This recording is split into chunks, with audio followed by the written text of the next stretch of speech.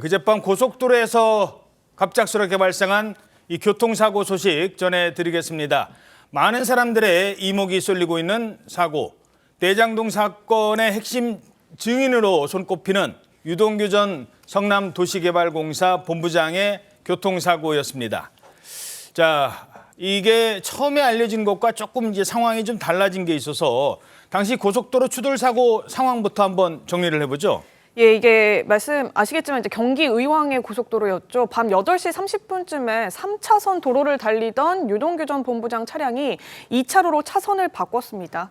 그러니까 차선을 바꾸는 순간에 1차로에서 달리고 있던 8톤 트럭이 2차로로 진입하면서 같이 이제 추돌을 당한, 그러니까 부딪힌 그런 상황인데요. 아, 저 상황이었군요. 예, 이 충격으로 유 전 본부장이 탄 차량 반 바퀴 가량을 돈 이후에 중앙 분리대를 들이받고 멈춰서는 저런 아찔한 상황이 연출이 됐습니다. 유동규 전 본부장은 그 당시에 이제 조수석에 앉아 있었다고 해요. 그리고 운전은 대리기사가 한 걸로 알려지고 있습니다. 지금 추돌 장면 좀 다시 한번 여기 이 그래픽으로 저희들이 준비를 했는데요. 2차선과 3차선 이게 서로 끼어들게 한 거예요. 자, 화면으로 다시 한번 당시 상황 보시겠습니다. 1차선에서 2차선, 3차선에서 2차선. 자, 트럭이 뒤에 있었고 승용차가 앞에 있었는데 지금 이 헤드라이트 보세요. 이 상황에서 180도 돌았는데 만약에 1차선에서 차가 오고 있었다면 정말 생각만 해도 끔찍합니다. 저기가 보통 90km 정도 달린대요. 8, 90은 그냥 달린답니다. 뭐 차도 별로 없고 1차선에서 뒤따라오는 차가 있었다면 이런 상황이었습니다. 자, 그런데 이게 지금 사고 원인을 두고 얘기가 조금 달라지는 것 같아요. 화물기사 잘못이냐, 대리기사 잘못이냐, 지금 이 과실도 쟁점으로 꼽히고 있어요. 예, 맞습니다. 이 두 차량 모두 규정 속도 자체를 위반하진 않은 걸로 보인다고 하는데요. 이 화물 트럭이 2차선에, 그러니까 순서로 따져보면 먼저 진입을 해서 나중에 진입한 승용차의 과실이 더 크게 볼 수 있다, 이런 상황이라고 합니다. 경찰은 뭐 음주운전이나 고의성 여부 등도 확인을 해봤는데 단순 교통사고로 현재까지는 파악이 된다, 이렇게 설명을 하고 있습니다. 예, 그러니까 경찰은 일단 단순 사고로 보고 있습니다. 화물차보다 2차로에 늦게 진입한 승용차의 과실 비율이 높을 것 같다라고 보고 있는 거예요. 그러니까 서로 진입을 했는데 화물차가 먼저 진입을 해왔기 때문에 3차로에서 2차로 들어간 건 그 뒤늦게 차선을 바꾼 거니까 승용차의 잘못이 있다. 그런데 이제 유동규 씨는 아니 내가 앞에 있었고 그게 지금 한 80km 정도 뭐 달려야 되는데 뭐 90km로 속도를 위반했기 때문에 내가 앞에 간 차가 왜 잘못이냐? 뒤에서 들이받은 게 잘못이지. 이해가 안 된다. 이런 주장을 서로 하고 있습니다. 문제는 다른 사람이 아니라 핵심 증인 유동규 씨였잖아요. 앞서 TV조선과 통화를 했습니다. 이 해당 사고를 두고 이렇게 말합니다. 180도 회전해서 정면으로, 아까 제가 말씀드렸죠. 정면으로 만약에 누가 와서 들이받았으면 직접 들어보시죠. 중앙 분리대를 정면으로 받았으면 아마 죽었을지도 몰라요. 근데 이게 다행히 차가 이렇게 180도 완전히 회전하면서 측면으로 저희 중앙 분리대를 받으면서 그 탄력이 부진하듯이 쭉 미끄러져서 갔어요, 차가. 진짜 생명에 지장이 없어서 다행이었어요. 어떻게 보셨어요? 예, 저 소식이 전해졌을 때 정말 많은 분들이 깜짝 놀라셨을 겁니다. 뭐 사고가 단순 사고인지 뭐 면밀히 지금 이제 조사를 해봐야 되지만 일단 저 정도이신 게 다행이다, 이렇게 생각이 되고요. 사실 이 부분에 대해서 사람들이 굉장히 놀랐던 것은 이재명 대표 관련해서 지금 그 관련 사안에 있는 분들이 5분인가 정도가 지금 유명을 달리한 그 일이 있기 때문에 이 사건이 이렇게 지금 이제 생각이 됐기 때문에 속보가 뜨자마자 아마 많은 분들이 더 놀라시지 않았나, 이런 생각이 들거든요.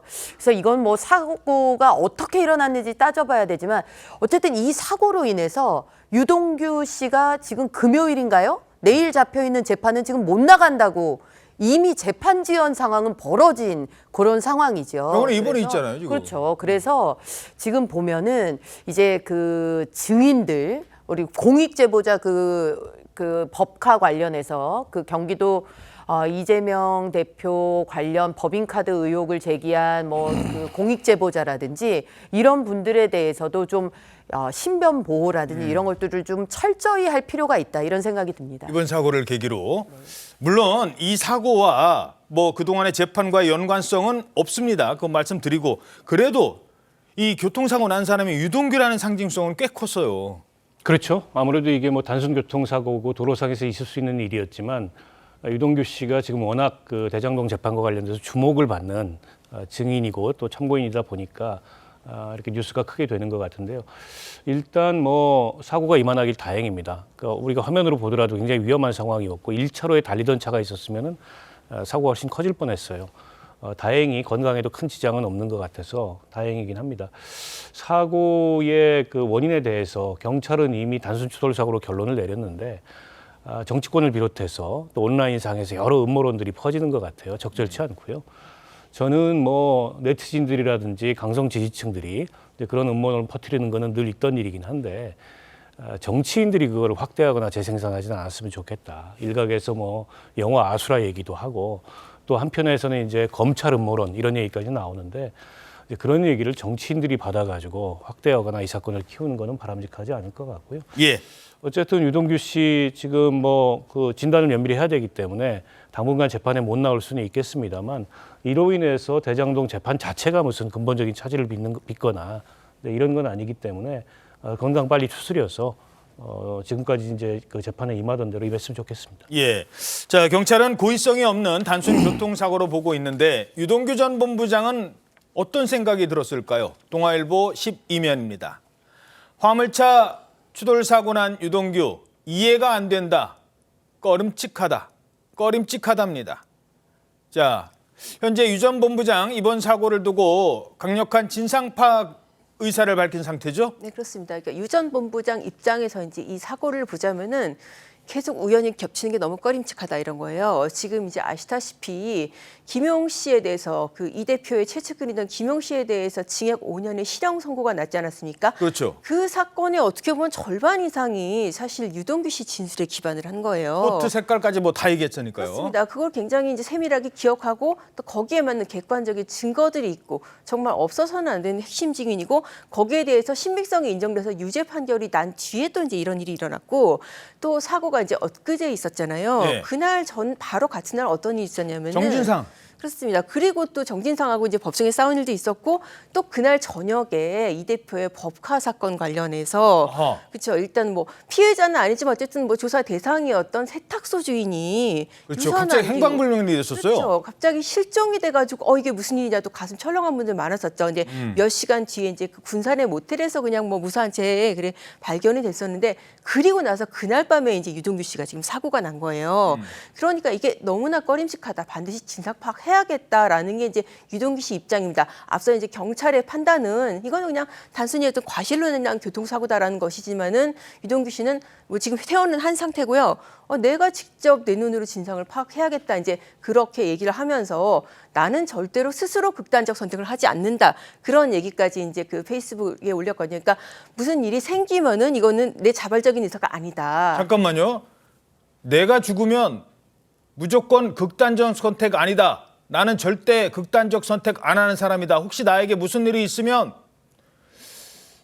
뭐 그 밑에는 뭐 저거는 그냥 이재명 대표를 거론을 했는데 저 유동규 전 본부장의 개인적인 뭐 생각이라고 하고요. 네. 뭐 굳이 읽을 필요는 없습니다만. 예. 그렇습니다. 저렇게까지 얘기를 했군요. 네, 저렇게까지 얘기를 하면서 사고에 대해서 의구심을 거두지는 않고 있는데 일단은 저기 사실 뭐 CCTV를 보더라도 사고를 분석을 해보면은 그야말로 법적으로는 과실의 경합인 상황으로 보여요. 이게 만약에 유 전 본부장 측이 정말 의심하는 여러분들이 의심하는 상황이라고 한다면은 똑바로 가고 있는 차를 갑자기 트럭이 들이받는다든지 그런 상황이 되면은 굉장히 좀 그 의심이 가는데 일단은 트럭이 먼저 차선을 변경한 상태에서 유 전 본부장이 나중에 들어온 상황으로 보이거든요. 예. 그래서 저것을 뒤집는 다른 반증이 나타나지 않는 한은 저 사고의 추정 자체를 깨기는 조금 쉽지는 않아 보이긴 합니다. 예.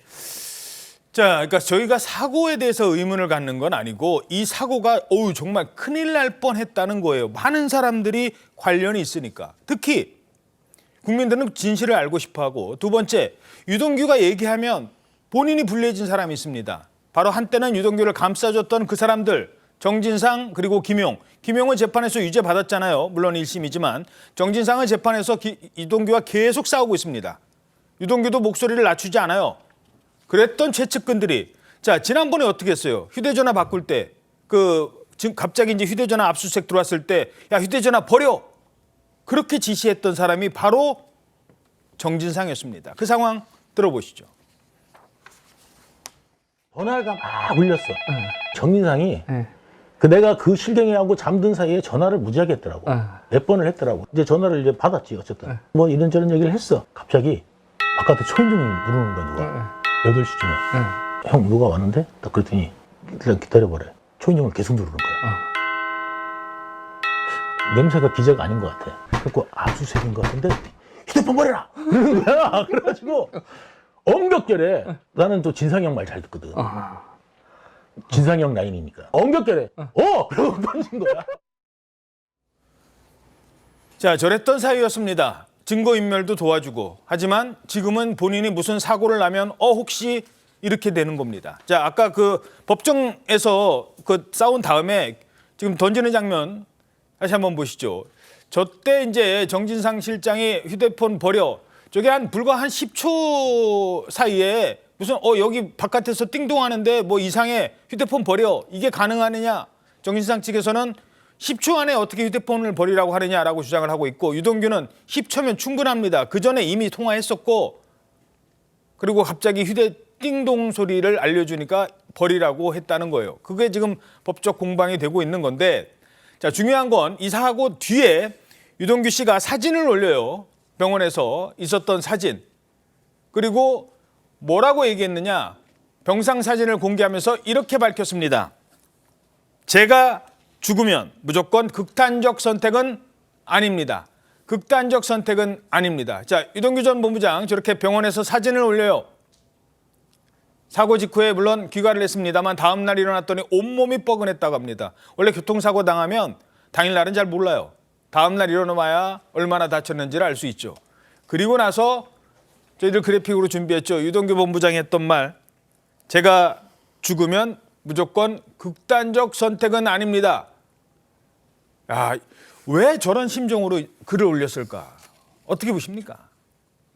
이게 이제 세간에 그 이재명 대표 관련된 지금 수사와 관련돼서 일고 있는 그 의혹과 그리고 그 의혹들을 컨트롤할 수 있는 거대한 힘이 아직도 이재명 대표와 그 측근들에게 있다라고 생각하기 때문에 어허. 이런 일이 이제 벌어지는 것이고 저런 글도 쓰는 것이죠. 우리가 앞서서도 말씀을 드렸습니다마는 뭐 5분이 벌써 지금 유명을 달리하시고 그 중에는 그 사람이 왜 극단적 선택을 했지? 이렇게 이제 그 자살 소식이 전해졌을 때 그런 이제 얘기들도 나오고 그랬기 때문에 유동규 씨 같은 경우에는 저런 얘기를 이제 세간을 향해서 저렇게 이제 얘기를 해놓은 것이다. 근데 뭐 저 말 자체가 지금 중요하다는 것보다는 어쨌든 지금 계속해서 대장동 사건, 뭐 성남 FC, 백현동 사건, 법인카드 사건, 선거법 위반 사건 지금 이재명 대표가 일주일에 재판받으러 3번씩 가고 있는 그렇죠. 그런 형국입니다. 그럼에도 불구하고 하나도 지금 매듭이 지어지지 않는 상태로 가고 있는 것은 저는 이거야말로 거대 야당 대표로서 누릴 수 있는 정치적 파워의 이점을 모두 다 행사하고 있기 때문에 그렇다. 그야말로 지금 대한민국 국회가 이재명 대표를 위한 방탄국회가 되고 있기 때문에 지금 이런 일이 일반 국민들은 꿈도 꿀 수 없는 이 정도의 일들이 가능하다라고 보는 것이고 예. 여기에 가장 불리한 진술을 이재명 대표를 향한 불리한 진술을 많이 하고 있는 지금 유동규 씨 같은 경우에는 공포심을 느낄 수밖에 없죠. 그러니까 저런 글들을 쓰고 있다. 이렇게 보입니다. 예. 자, 물론 최근에 발생한 뭐 이 5건의 의문이 드는 사건들과 관련해서는 이재명 대표와 직접 관련이 있는 사건이 드러난 건 아무것도 없습니다. 단 하나 그거는 있죠. 김문기 씨 모른다는 거는 이제 선거법과 관련해서 재판을 받고 있지만 다른 그 의문의 뭐 어떤 극단적 선택이라든가와 관련해서는 직접적으로 관련이 드러난 건 없다는 거 다시 한번 말씀드리죠. 하지만 정치권에서는 말들이 많아요. 일단 검사 출신이고 법무부 장관을 지냈던 황교안 전 미래통합당 대표 SNS에 이렇게 주장을 했다고 합니다. 자, 뭐라고 했느냐? 황교안 전 대표. 이게 과연 우연일까? 고개를 갸우뚱하는 사람이 너무 많다. 이런 글을 쓰기도 했습니다. 자, 그리고 이번 사고를 두고 온라인에서도 지금 뭐 음모론 같은 게 이걸 그냥 일단 저희들이 전해는 드리겠습니다만 판단은 여러분이 하십시오. 최지원 기자, 일단 음모론이 몇 가지가 나오고 있어요. 예, 맞습니다. 이 직전에 경기도청에서 이제 말씀하셨던 그 차명으로 이재명 당시 지사 사택 친구 세탁물을 맡았던 세탁소 주인이 실종됐다.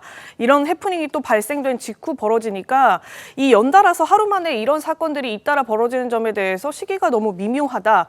영화에서 본 일이 현실에서 일어나다니 영화 아수라가 생각난다. 이런 반응들까지 나왔는데요. 예. 특히 이 아수라 같은 경우에는 가상의 이 시장이 자신에게 걸림돌이 되는 인사들을 수하를 시켜서 살해하는 장면이 나오고요. 예. 또 신세계에서는 범죄 조직이 회장 차를 타고 가다가 트럭과 부딪혀서 숨지는 장면 등이 나오는데 이 부분이 지금 실제와 연상이 된다. 이런 식의 반응들이 온라인상에서 나오고 있는 겁니다. 예. 그냥 전해만 드리겠습니다. 뭐 여기서 저희들이 따로 논평은 안 하겠습니다. 그런가 하면 민주당에서도 강성 지지자들 또한 역시 음모론을 제기하고 있어요. 자, 딴지일보 자유 게시판에는 뭐라고 올라왔습니까? 여기는 이제 좀 반대 주장인 건데요. 화살을 오히려 검찰이나 유동규 전 본부장 쪽으로 돌리는 겁니다. 이 사고 소식을 전하는 게시물에 토사구팽 당하는 것이냐, 목숨을 건지려면 늦기 전에 진실을 말하라 이렇게 말을 했는데요. 이재명 대표 지지자 모임인 제명인의 마을에서도 유동규 겁주는 검찰 이런 반응도 내놨습니다. 예. 저희는 그냥 양측의 의견만 전달해드리고 어떻게 평가하시겠습니까? 뭐 이런 일이 일어나면은 온라인에서 나오는 반응이긴 합니다. 근데 제가 앞서도 말씀드렸지만 온라인에서 나오는 그런 반응을 정치권에서 확대하거나 재생산하면 안 된다는 거예요. 책임 있는 정치인들이 검증되지 않은 그리고 근거가 없는 그런 음모론을 말씀하시게 되면 그건 단지 온라인에서 강성 지지층들이 댓글 다는 거하고는 차원이 다른 거거든요. 그런 면에서 앞서 황교안 전 총리께서 그런 말씀하시는 거 적절치 않고요. 더군다나 이제 황교안 전 총리는 선거법 음모론 관련해서 이러저러한 이제 불신을 자초했던 그런 과거도 있지 않습니까? 선거법이 아니고 그 선거 결과 부정선거 그렇죠. 예. 개표론 음모론을 제시해서 그래서 제가 보기에는 뭐 하태경 의원도 물론 이제 본인도 그걸 갖다 단정하는 건 아니라고 말씀하셨습니다만 예. 아수라 영화 얘기를 하면서 이재명 대표를 연상케 하는 그런 말씀을 하셨는데 그것도 이번 사고하고는 직접적인 연관이 없기 때문에 적절치 않고 이재명 대표 주변에서 앞서도 말씀이 있으셨지만 여러 사건과 관련돼서 극단적 선택을 하는 일들이 몇 차례 있었습니다.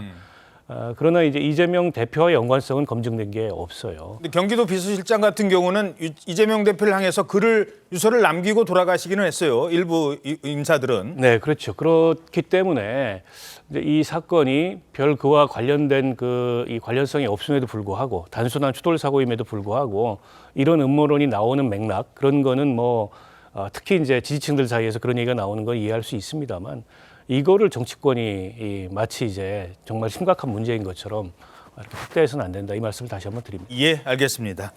자, 결국 그래서 이제 걱정되는 건 재판에 계속 핵심 증인으로 출석을 했는데 어떻게 되는 거지? 자, 양은경 기자, 당장 내일 있잖아요. 그렇습니다. 내일 이제 대장동 재판 같은 경우에는 유동규 씨 본인이 피고인으로 기소돼서 피고인석에 앉아 있어야 되는 그런 재판인데 지금 뭐 사고 난 지 며칠 안 됐잖아요. 이렇게 병원에서 퇴원했다고 해도 조금 뭐 안전 가려를 요할 거예요. 그래서 유동규 씨도 뭐 여긴 법원에 사정을 얘기하겠다. 그래서 불출석 가능성이 상당히 높을 것 같고요. 또 다음 주에도 바로 증인으로 나가야 되는 재판이 있습니다. 바로 이재명 대표의 재판이 화요일 날 있습니다. 예. 유동규 씨가 그 재판에 거의 한 달 가까이 지금 증인으로 나와야 되는 그런 상황이에요.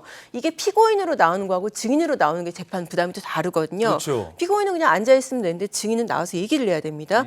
계속 변호사 쪽의 어떤 공격에도 반박을 해야 되고 그래서 아마 화요일 재판은 나올지 그 부분이 사실 뭐 저희는 모두 관심사긴 합니다. 예, 알겠습니다.